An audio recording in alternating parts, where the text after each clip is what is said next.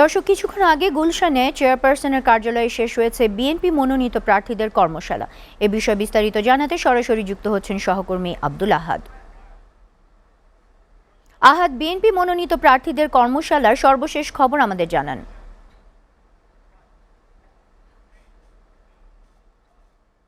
বিএনপির মনোনীত প্রার্থীদের নিয়ে চেয়ারপারসনের কার্যালয়ে মতবিনিময় সভাটি শেষ হয়েছে।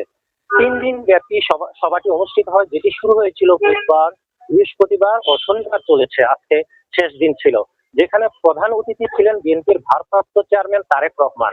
তিনি মূলত, আমরা যতটুকু জানতে পেরেছি, মনোনীত যারা প্রার্থী ছিলেন তাদের সাথে কথা বলে আমরা যতটুকু জানতে পেরেছি, এখানে মূলত নেতাকর্মীদের বিএনপির 31 যে দফাটি আছে সেটা নিয়ে দিক নির্দেশনামূলক বক্তব্য দেওয়া হয়েছে। কিভাবে জনগণের সামনে তারা 31 দফাটি তুলে ধরবেন, এটা নিয়ে আগামী নির্বাচনে বিএনপি জনগণের কাছে গিয়ে ভোট চাবে এবং নির্বাচিত হয়ে সরকার গঠন করতে পারে, এরকম এই বিষয় নিয়ে মূলত আলোচনা হয়েছে। এছাড়া নির্বাচন কমিশন যে আইন করে দিয়েছে নির্বাচনী প্রচারণার ক্ষেত্রে, এই আইনগুলো যাতে যথাযথভাবে মেনে চলা হয় সেই বিষয়ে আমি যতটুকু জানতে পেরেছি তারেক রহমান দিক নির্দেশনা দিয়েছেন মনোনীত প্রার্থীদেরকে।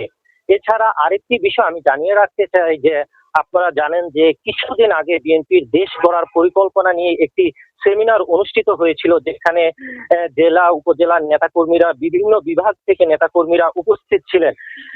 সেসব নেতাকর্মীদেরকে মূলত এখানে ডাকা হয়েছিল। তাদেরকে বিএনপির দেশ গড়ার পরিকল্পনাটি কিভাবে জনগণের সামনে তুলে ধরা হবে এই বিষয়টি নিয়েও মূলত দিক নির্দেশনা দেওয়া হয়েছে। যেখানে আমরা দেখতে যে বিএনপি বলেছে যে ক্ষমতায় গেলে তারা ফ্যামিলি কার্ড, কৃষকদের জন্য কার্ড করা হবে, এই ধরনের প্রতিশ্রুতি দিয়েছিল।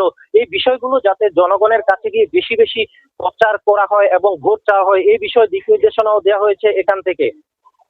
আরেকটি বিষয় আপনারা সবাই জানেন যে 25 ডিসেম্বর বিএনপির ভারপ্রাপ্ত চেয়ারম্যান তারেক রহমান দেশে ফিরছেন, দীর্ঘ 18 বছরের নির্বাসিত জীবন শেষ করে।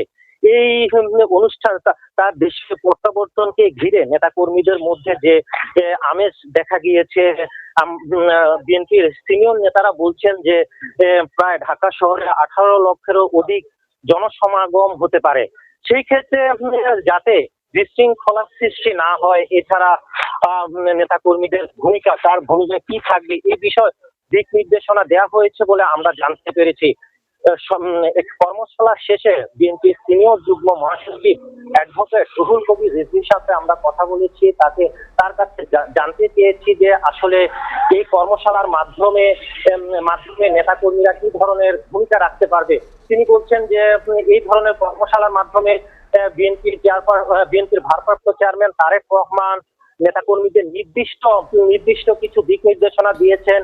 যেমন তারেক রহমান যখন দেশে প্রত্যাবর্তন করবে, বিভিন্ন জেলার নেতাকর্মীরা কোথায় অবস্থান, কোন জেলার নেতাকর্মীরা কোথায় অবস্থান করবেন, এরকম বিভিন্ন জায়গা স্থান নির্ধারণ করে দেওয়া হয়েছে বলে আমরা জানতে পেরেছি। এছাড়া শৃঙ্খলা কমিটি গঠন করার বিষয়ে আলোচনা হয়েছে। নিরাপত্তা, তিনি যখন ঢাকায় অবতরণ করবেন, আপনারা জানেন যে ঢাকা শহর একটি যানজট প্রধান শহর, সেক্ষেত্রে যাতে যান চলাচল স্বাভাবিক থাকে, রাস্তা বন্ধ করে নেতাকর্মীরা যাতে জড়ো না হয়, এই ধরনের দিক নির্দেশনা দেওয়া হয়েছে। আরেকটি বিষয় আমি জানিয়ে রাখতে চাই যে এখানে একটি বিষয় আমরা জানতে পেরেছি, সেটি হলো যে কিছু কিছু আসনে প্রার্থী পরিবর্তন হবে, এমন একটি খবর আমরা জানতে পেরেছি। তবে সেক্ষেত্রে বিএনপি সিনিয়র যুগ্ম মহাসচিব রুহুল কবির রিজভির কাছে আমরা জানতে চেয়েছিলাম। তিনি বলেছেন যে প্রার্থী যারা মনোনয়ন পেয়েছেন সেটি অপরিবর্তিত থাকবে, তেমন কোনো সম্ভাবনা নেই। এই ছিল বিএনপি চেয়ারপারসনের কার্যালয় থেকে সর্বশেষ। জি আহাদ, আপনাকে ধন্যবাদ।